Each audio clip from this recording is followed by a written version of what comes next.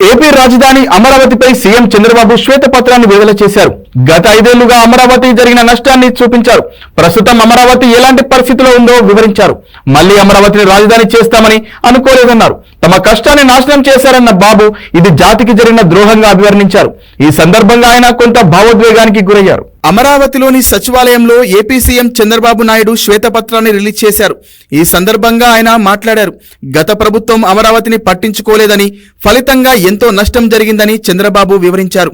10 ఏళ్లు అయినా రాష్ట్రానికి రాజధాని లేకపోవడం విచారకరమన్నారు. 2014-19 మధ్య తన హయాంలో 9,000 కోట్లతో చేపట్టిన నిర్మాణాలు మధ్యలోనే నిలిచిపోయాయని వీడియోను ప్రదర్శిస్తూ వివరించారు. తాము పడిన కష్టాన్నంతా వైసీపీ ప్రభుత్వం వృధా చేసిందన్న చంద్రబాబు ఒకంత భావోద్వేగానికి గురయ్యారు. అమరావతి చరిత్ర సృష్టించే నగరమని సీఎం చంద్రబాబు చెప్పారు. శాతవాహనుల కాలంలోనే అమరావతి కేంద్రంగా పాలన జరిగిందని గుర్తు చేశారు బాబు. రాష్ట్రంలో ఎటు చూసినా సమదూరం ఉన్న ఏకైక ప్రాంతం అమరావతిని పేర్కొన్నారు సీఎం. అందుకే దీన్ని రాజధానిగా నిర్ణయించామన్నారు. బుద్ధి జ్ఞానం ఉన్న ఏ వ్యక్తి కూడా రాజధానిగా అమరావతిని వ్యతిరేకించారన్నారు. కరుడుగట్టిన ఉగ్రవాది కూడా అమరావతిని అంగీకరిస్తారని చెప్పారు. తాను చేపట్టిన ఏ ప్రాజెక్టు అయినా విన్ విన్ పద్ధతిలోనే ముందుకు వెళ్తామన్నారు చంద్రబాబు.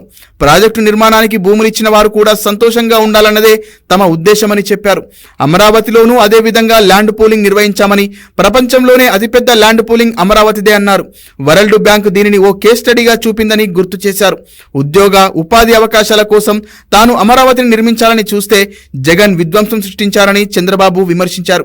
ఉద్యోగ ఉపాధి అవకాశాలు లేక విద్యార్థులు ఇక్కడి నుంచి వెళ్లిపోయారని ఆవేదన చెందారు.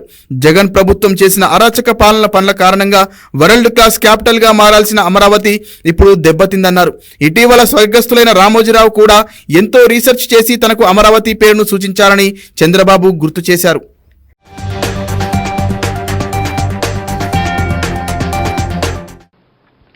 ఇది మీరు చూస్తే ప్రపంచంలోనే largest land pooling in the world. ఇలాంటి ఇంత పెద్ద ఎత్తున భూమి ఇచ్చినటువంటి ప్రాజెక్ట్ ఎక్కడా లేదు. వరల్డ్ బ్యాంక్ అయితే దీన్ని ఒక కేస్ స్టడీగా ప్రజెంట్ చేశారు.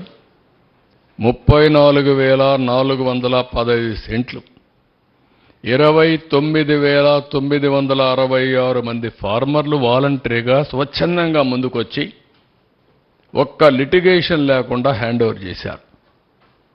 ఇంకొక పక్కన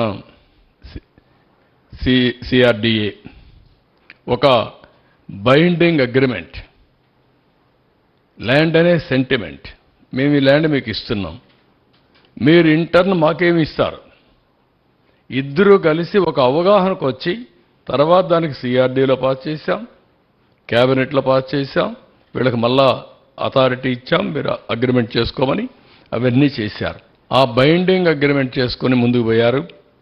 10 years ఇక్కడ మీరు చూస్తే 30,000 రూపాయలు డ్రై ల్యాండ్కి, 50,000 రూపాయలు వెట్ ల్యాండ్కి ఆ రోజు యాన్యుటీ ఇచ్చాం. సంవత్సరానికి డబ్బులు ఇస్తాం, 10 ఏళ్ళు ఇస్తాం. 10 ఏళ్ళ తర్వాత ముందు కావాలంటే మీరు అమ్ముకోండి, అప్పటి వరకు ఇచ్చి ఆ తర్వాత మీరు అమ్ముకోండి, అప్పుడు రేట్ వస్తుందని చెప్పి ఇవ్వడం జరిగింది.